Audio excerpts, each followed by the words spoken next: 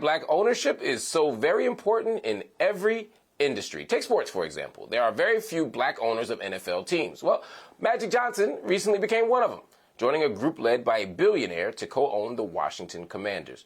He says he plans to use his platform to elevate black Americans and make sure we all get a seat at the table. Joining me now is David Dennis Jr. He's a senior writer for Andscape, author of the book The Movement Made Us, and he's also an American Mosaic Journalism Prize recipient, and he's also just a cool dude to follow on Twitter. Y'all need to do that. All right, my brother, always good to see you. There are plenty of qualified black people who get passed over every year for NFL head coaching jobs because of the good old boy system between white owners and white coaches. The Rooney Rule ain't helped it. In some ways, it's enabled it. How significant is it now to have another black voice in the league, not as owner, but as co-owner?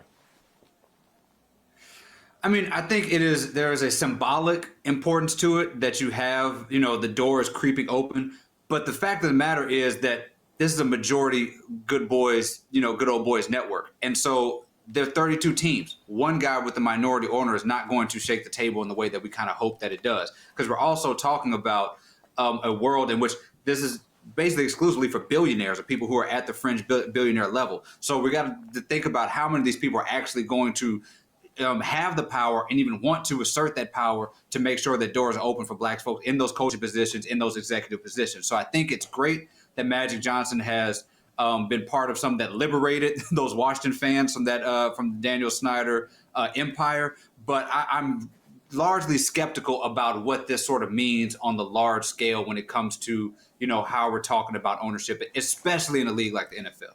I ain't trying to hate at all. Congrats to Magic Johnson. He's the greatest point guard of all time, a great brother who's done a lot in our community. I love Magic Johnson.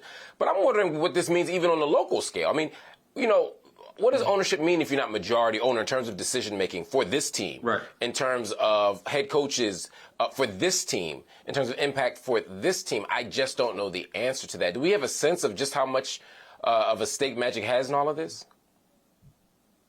Well, I do want to say first, as a Davidson College graduate, we have to mention Wardell Stephen Curry and the greatest point guard of all time conversation, but that's maybe neither here nor there. But I think they're like a quote out there. David said, "Lord, Lord, Lord."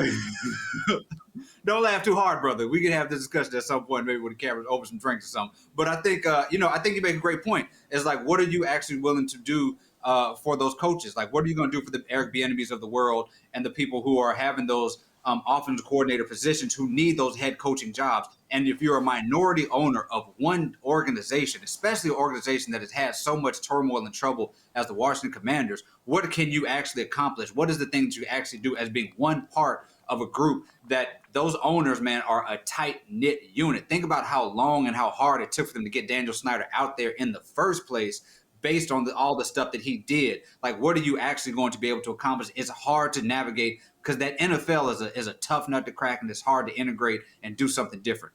The NBA is another place that can be complicated, although they have a much better or more progressive political record. In some ways, the pathway to ownership is just as difficult. And recently, Michael Jordan sold his stake in the Charlotte Hornets, which left the NBA with no black majority ownership in a league that is dominated by black players. I'm not talking about the minority owners. I'm talking about majority owners again. How concerning is that? And is there anybody who's on the path to NBA ownership?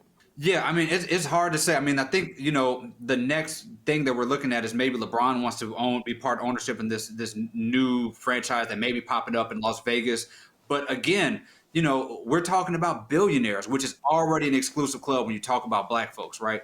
And that's really how you get into that space. And it doesn't matter how many black players you have, how many black coaches you have. That is a whole nother level of exclusivity, and it is exclusivity on purpose based on the socioeconomic sort of disadvantage that black folks have across the country. And then when you talk about these leagues where people have to vote you in and approve you, I mean, that is hard to get into. The players, sometimes people put onus on the players to sort of help and try to figure out how to get some more owners in this league. But I honestly do not have an answer for how to do that. And one owner or two owners is not going to make a big difference.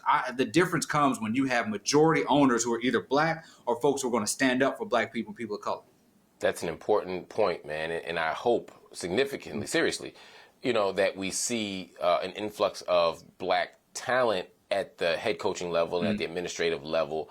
But that's, as you said, only going to come if we have leadership at the top. But as you said, the leadership at the top only comes if we have economic access at the very, very top. Now, I don't dream of having more black billionaires. I dream of economic justice for all of us. Right. But the fact that there's no black owners in this league tells you that there's not only an inequity at the bottom, which is certain, there's not only an inequity in the middle, but there's inequity at every single level. Now, I'm going to give you a minute, just 1 minute, sir, since we're on the subject, to make your case for why Steph Curry is the greatest point guard of all time. I got to hear this. My head is spinning from the ridiculousness, but make the argument. We're at 4 championships. We're at, no Kareem Abdul-Jabbar on his squad at any point. Kevin Durant was only there for a couple years. This guy had, beat the Celtics. Did Magic Johnson have a game 4 like Steph had last year? We're talking about the greatest scoring point guard of all time. Magic Johnson had loaded, stacked teams throughout his entire career. I know he made the finals, I think 9 out of 12 times. That's fantastic. But when you talk about the scoring acumen, the way that you can change the offense, the way you change the culture of the NBA, Wardell Stephen Curry of Davidson College, #1 point guard of all time. Sorry to that man. Magic has 5. Magic Johnson, but Magic has 5 championships. Magic has 5 championships. Yeah. 5 is more than 4. You said he'll hit Kevin Durant for a couple years. Well, those couple years are half of his championships. He also played with other Hall of Famers. He played with certainly Draymond's going to be a Hall of Famer. Certainly Klay Thompson's going to be a Hall of Famer. He played with one of the greatest defensive players of all time, Andre Iguodala. I mean, we could go on down the list of talent that he's had as well. When you talk, it's a tough argument to me. If we're looking at overall success, you said did he ever have a game like that, Game 4? Magic in his rookie year won the championship, jumping center, Game 6, and put up 40-plus points and dominated the Philadelphia 76ers, which I hate to admit. Playing center out of position for the first time. We could go on and on and on. We could talk about that another time, but I will explain to you also why he's not really a point guard. The fact you say scoring point guard, that little caveat is exactly why he don't belong in the category. He is an out of position shooting guard. But we'll talk about that another time. David Dennis Jr. is a brilliant brother, and he has a wonderful book you got to buy. It's called The Movement Made Us. As always, we encourage you to get it from any bookstore, but especially a local black-owned bookstore.